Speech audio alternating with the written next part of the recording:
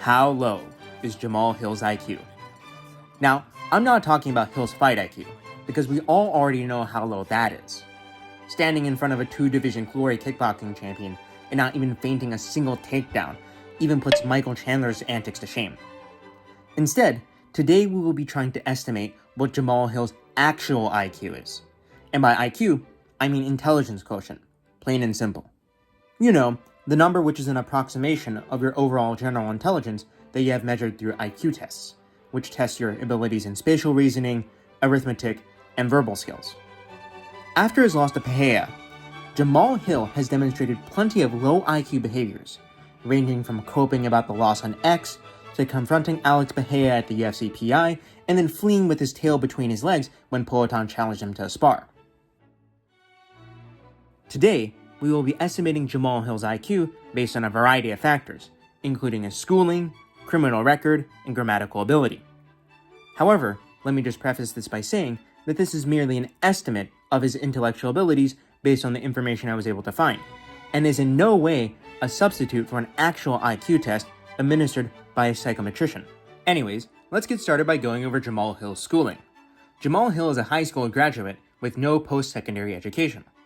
According to a 2023 study by Bob Otto, Toria Violo, and Lacey Gibson at Mount Royal University, the average IQ of college graduates is no longer a standard deviation above average like it was back in the 1970s, but is now approximately 102, which is to say, it's completely average. Furthermore, this is the average IQ of a wide sample of universities, ranging from extremely elective schools like MIT, Yale, etc., to places like Jiri and the University of Phoenix. So can we automatically assume that Jamahal Hill has below average intelligence? Not necessarily. Dominic Cruz is one of the sharpest minds to have ever stepped foot in the octagon, and he doesn't have a degree. Meanwhile, Bryce Mitchell, a flat earther who tore open his own scrotum with a power drill, sometimes I pull on it so hard, I rip the skin, has a degree in economics from Harding University. So having a degree from a university doesn't mean you're a smart person, and not having a degree doesn't make you a dumb person either. However, what we can do is infer Jamahal Hill's IQ based on the average SAT scores of the school that he was given an offer to go to.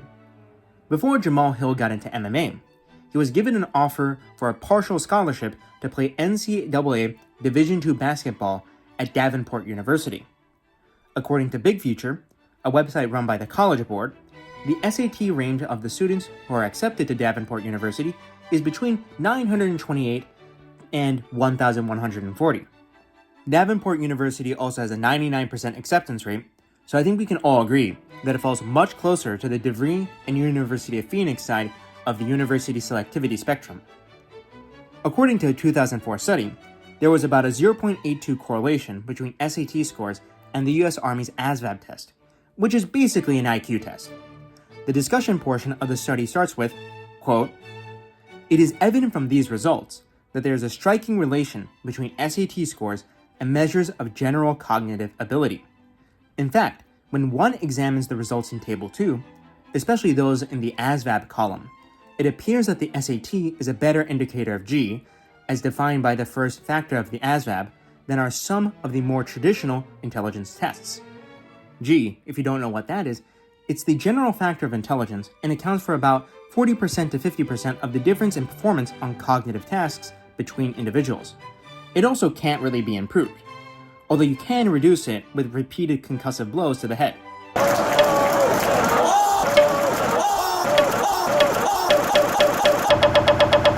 Anyways, getting back to SATs and IQ, you might be tempted to go to this chart, which is the first result that you get when you look up SAT to IQ conversion, and just say, oh, an SAT score of 920 converts to an estimated IQ of 103. So Jamahal has to have average intelligence at the very minimum. But the problem with this chart is that it assumes that the average IQ of a high school student is 110, which, based upon the study I spoke about previously, indicating that the average IQ of college undergraduates is 102, seems way too high. Instead of this outdated chart, which starts with a faulty premise, I found this table on the Substack blog of Emil Kierkegaard, a researcher who has published numerous studies on psychometrics. Based on the chart that he created, we can see that an SAT score of 1,140 corresponds to an IQ of 107.48, while scores of 920 and 930 correspond to 94.6 and 95.2 respectively. So we can already be certain that Jamahal Hill is no genius. But how dumb is he really? And the reason why I ask this is because many athletes who got sports scholarships to attend universities were admitted without having the necessary academic qualifications to do so. In 1989, the two-time Super Bowl champion, Dexter Manley, testified to the U.S. Senate that despite having graduated from Oklahoma State University, he was functionally illiterate. And according to the book, The Run of His Life, The People vs. O.J. Simpson, star American football player O.J. Simpson, who was a domestic abuser just like John Jones, and who probably murdered his wife, Nicole Brown, and her friend Ron Goldman, was barely literate despite having graduated from the University of Southern California. And if you think letting college athletes not study is a thing of the past, there's an article in the New York Post as late as 2022 highlighting how this practice is likely continuing. However, judging by Jamahal Hill's Twitter, we can say that he at the very least knows how to read and write, so he's not as dumb as Manley or OJ. But, speaking about Hill's tweets, let's get straight into those. If you are to look through Jamahal Hill's tweets, you will find numerous grammatical errors and spelling mistakes. Michael Johnson has called him out for this before too. And while some of these mistakes can be attributed to the dialect of English that Jamahal Hill speaks, there are some mistakes that are just simply wrong, and I'm pointing those out here. While none of Hill's tweets are as poorly written as Bryce Mitchell or BJ Penn's social media posts, they aren't exactly the most articulate either. And it's not like this is Hill's second language, as is the case with Paulo Costa or Habib. Hill is, from my understanding, completely monolingual. And now finally, in our journey to estimate Jamahal Hill's IQ, let's look into Jamahal Hill's criminal case. In November 2023, Jamahal Hill and his brother got into an altercation at Thanksgiving dinner, leading to Jamahal getting arrested for domestic violence and battery. Now, the average IQ of all criminals, ranging from white-collar criminals to bank robbers to PDF files, was about 92 in 1998. This number may or may not have increased or decreased within the last 27 years, so take this number with a grain of salt. The crime that Jamahal Hill was arrested for was domestic assault, which is going to fall on the lower IQ side of the spectrum when it comes to crimes.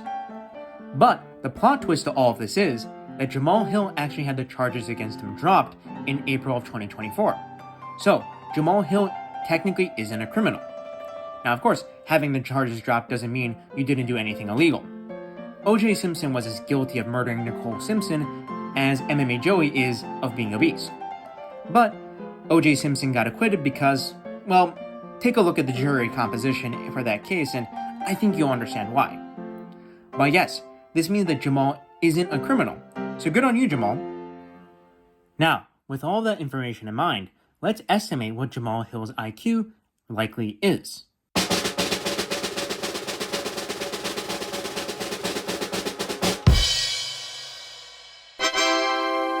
Yes, my estimate for Jamahal's IQ is anywhere from 92 to 98, so basically, slightly below average. I know many of you Jamahal haters would have thought that it's much lower, like high 70s to low 80s, but no. Going off of the info that we do have about Jamahal's intellectual abilities, we can infer that he isn't that dumb. He's able to coherently string sentences together, and he doesn't have an extensive criminal record like someone else we know. What Jamahal lacks is not intelligence, but self-awareness, and the ability to look at himself from another person's perspective. He can't take a step back, process criticism, and understand exactly what he's doing wrong, both in fighting and in his relationship with the fanbase. Anyways, that concludes this video. I also have one final prediction to make before Jamahal's fight against Jiri at UFC 311.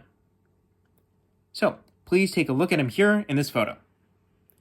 Now, look at the weight he says he walks around at. He's gonna miss weight.